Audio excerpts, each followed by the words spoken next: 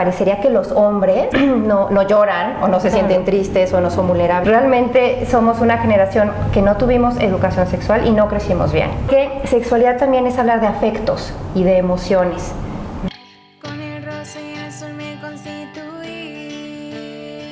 porque estaba establecido de mis padres esa idea cuando llegué aquí. ¿Cómo están, queridas amigas y amigos que nos siguen por nuestro programa de Rosa y Azul, nuestro canal en YouTube? Les invitamos a que nos regalen un like, a que se suscriban y a que también nos vayan siguiendo en nuestra página del mismo nombre, nuestra página de Facebook.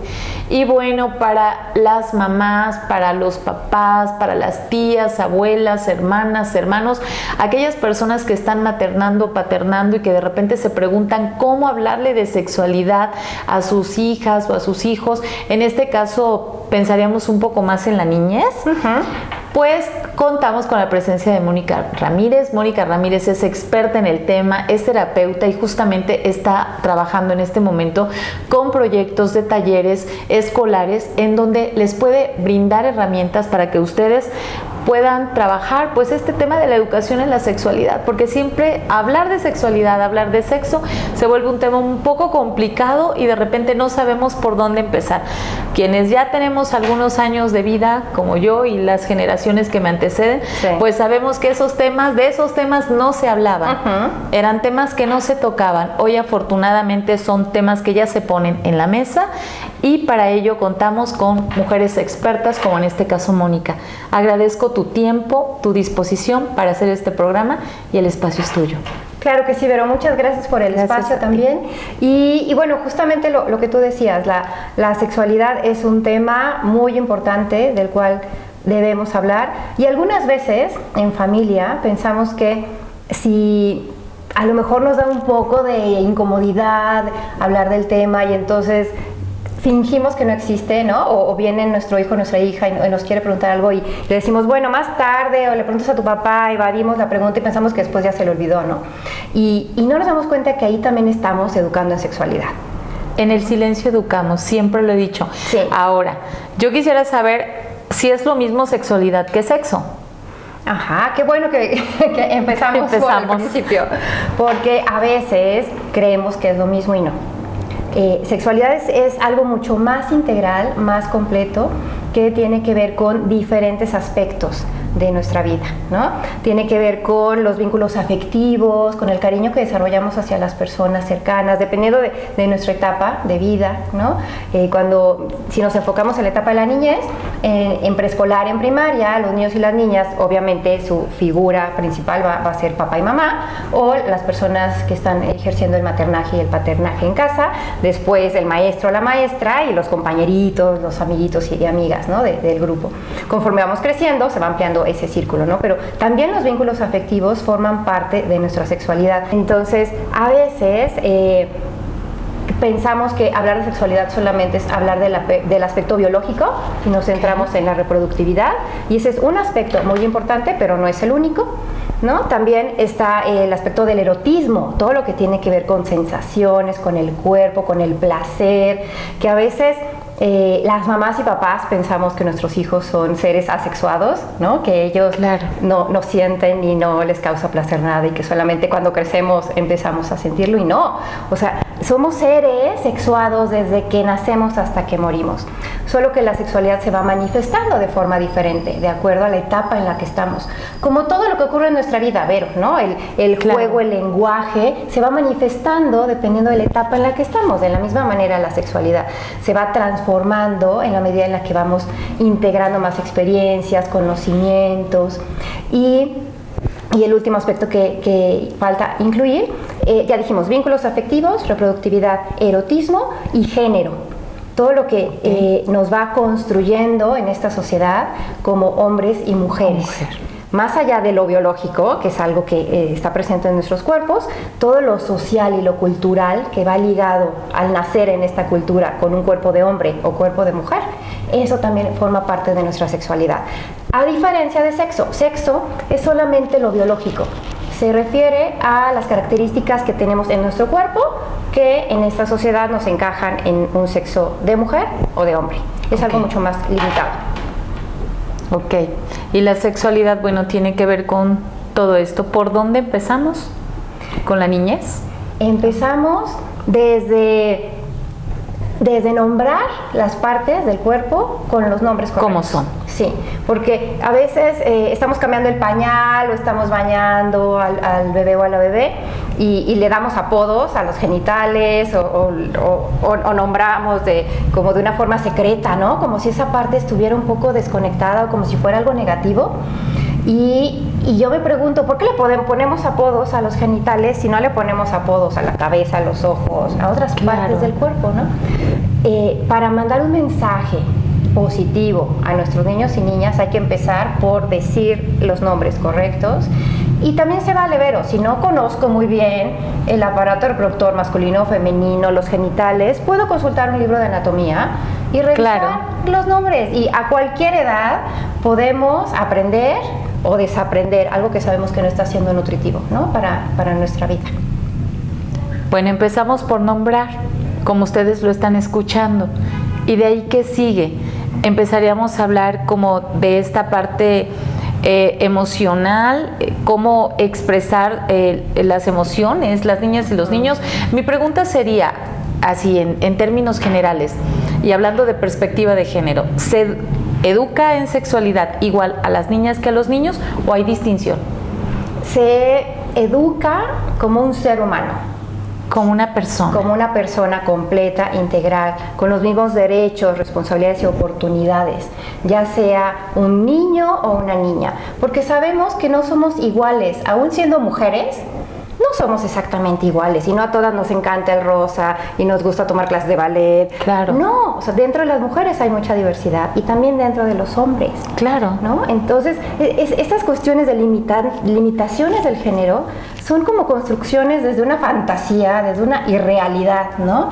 Porque en lo práctico hay niños sensibles que les encanta jugar con muñecas, que son muy artistas, ¿no? Mucho más expresivos, de la misma manera que puede haber niñas que también les encanta jugar el fútbol, que son líderes, que son mucho más fuertes físicamente incluso, ¿no?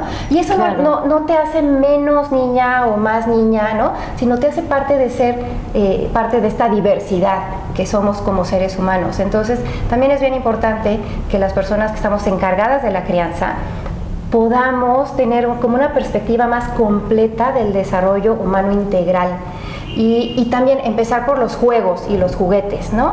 A veces malinterpretamos que si un niño varón se está orientando por las muñecas, acercarse a las muñecas, o a jugar, a que cocina, a la cocina, va a desarrollar habilidades femeninas que no nos gustarían, ¿no? O sea, se va a hacer gay.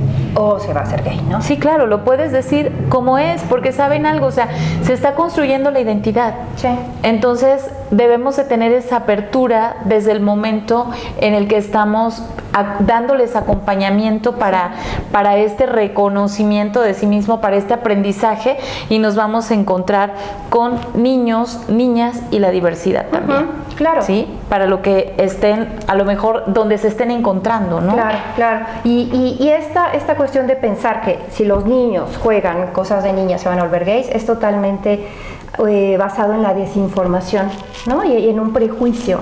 Porque lo que va a desarrollar en esos niños va a ser una habilidad, ¿no? Por supuesto que el niño que esté jugando a cocinar, a lo mejor después crece y aprende a cocinar.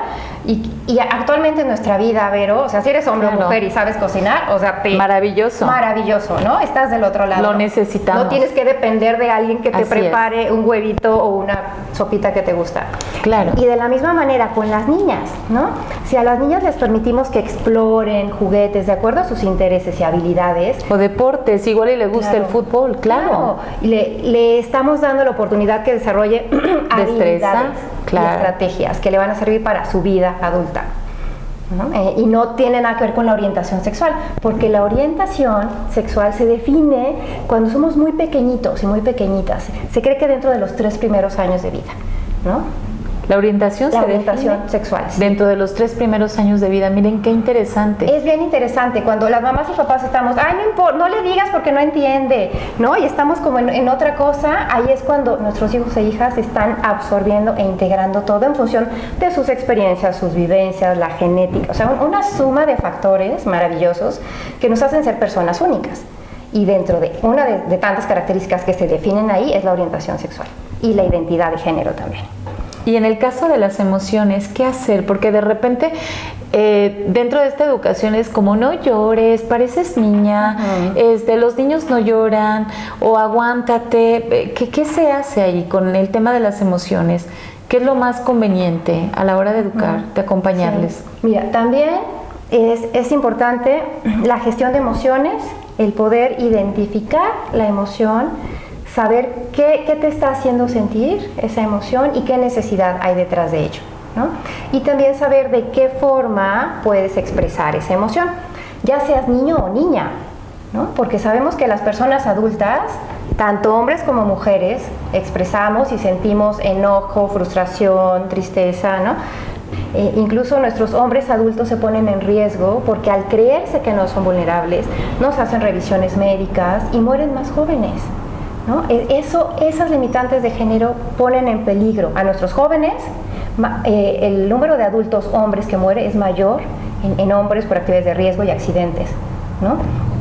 Y a nuestras niñas también las ponemos en riesgo porque no les permitimos desarrollar herramientas que les permiten sobrevivir, ¿no? en la vida cotidiana. Todas estas cuestiones de sometimiento, de sumisión, ¿no? de tú eres niña y no lo puedes hacer porque eres niña, pero tu hermano que es niño sí, ¿no? O tú te vas a casar y cuántos hijos vas a tener y al niño le preguntas, ¿y tú cuántos coches quieres tener y en qué vas a trabajar? ¿No? Eso va generando diferencias y no desigualdades. corras porque te caes. Claro, siéntate correctamente, por ejemplo. Y al niño lo dejas que se trepa al árbol y que se caiga porque es niño. Y tampoco, también hay que cuidar a nuestros niños. Claro. ¿No? Como que no irnos a los extremos. ¿Qué sí se tiene que cuidar a la hora de hablar de sexualidad? ¿Con qué hay que tener cuidado?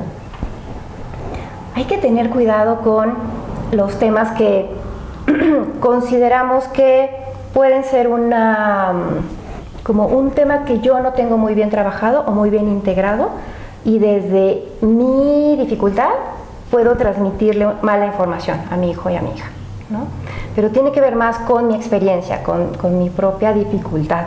Y cuando es eso, se vale reconocer dónde estoy, se vale reconocer lo que yo no soy capaz y dejarlo en manos de otra persona o decirte, compré este libro para que lo consultes, ¿no? Porque yo de verdad no puedo hablar de esos temas, ¿no? O lo leemos juntos. O lo leemos juntos. Fíjate que tienes mucha razón. Y ahorita estaba recordando una anécdota y la quiero compartir de manera pública.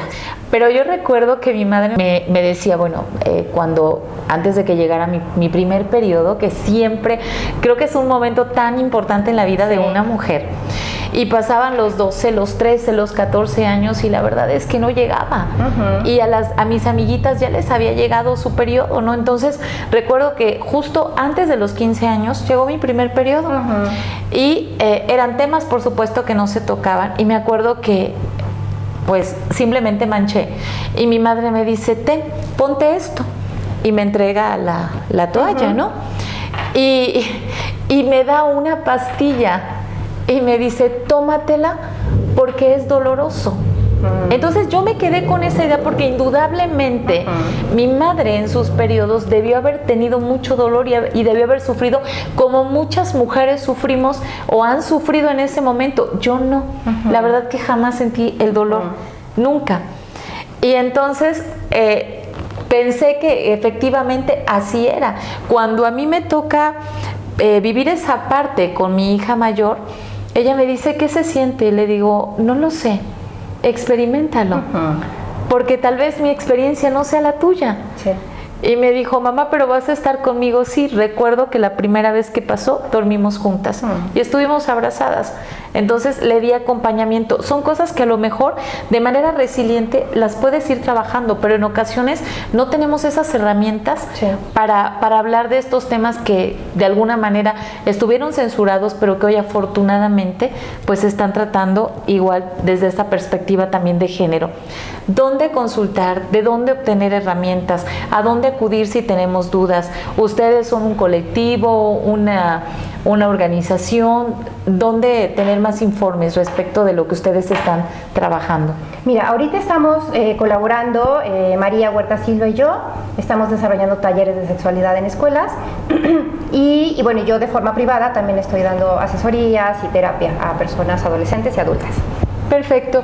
¿Tenemos alguna página de Facebook? Datos de contacto los vamos a poner, claro que sí, para que ustedes puedan acceder a esta información o incluso a estas asesorías que de manera dirigida, acompañada, documentada se les puede proporcionar. ¿Qué nos toca como ciudadanía? ¿Qué nos toca en este tema? Nos toca hacernos responsables y nos toca dar una respuesta diferente, una información diferente a la que recibimos, ¿no? Porque no es justificación decir, yo no tuve educación sexual, yo crecí sin información y crecí bien, porque no es cierto, Vero. Realmente somos una generación que no tuvimos educación sexual y no crecimos bien. Hay personas adultas que tienen dificultades en el placer, en las relaciones, en sus relaciones de pareja, en tener vínculos afectuosos, sin violencia. Eso no habla de que hayamos crecido muy bien. Entonces sí nos toca hacer un cambio desde tomar conciencia lo que no nos está haciendo bien y que necesitamos cambiar para dar información y un relato diferente a nuestros hijos e hijas, como la experiencia maravillosa que tú nos comentaste, ¿no? De verdad sí tenemos la capacidad de hacer insight, de tomar conciencia y decir, a ver, ¿qué me toca a mí desde ahora como adulta? Ya no como la niña que creció en ciertas condiciones, claro, ¿no? Sino como adulta puedo leer, puedo informarme, puedo preguntar en la escuela, a la persona que esté en psicología en la escuela, puedo tener mucho más herramientas ahora, a través de internet también, hay muchísima información valiosísima, entonces creo que eso nos toca hacer como ciudadanía. Puedo darme la oportunidad de conocerme y de disfrutarme. También. Y de dejar de estigmatizar estos temas, incluyendo el placer. Por supuesto. Pues muchísimas gracias, Moni, por toda esta información. Seguramente te vamos a tener en otro programa y lo haremos ya en otro nivel, digamos, a lo mejor con mujeres, pues claro que no fuimos informadas adecuadamente sobre estos temas que no se tocaron. Y muchísimas gracias por tu tiempo. Pues ahí está, ciudadanía, a informarnos y a hacer la diferencia en la educación y en el acompañamiento de nuestras hijas e hijos en estos temas de sexualidad. Gracias. Muchas gracias. Porque estaba establecido en mis padres esa idea cuando llegué aquí. No me avergonzaré de lo que soy. Deciré a mi manera, cantaré con esta fuerza de mi corazón.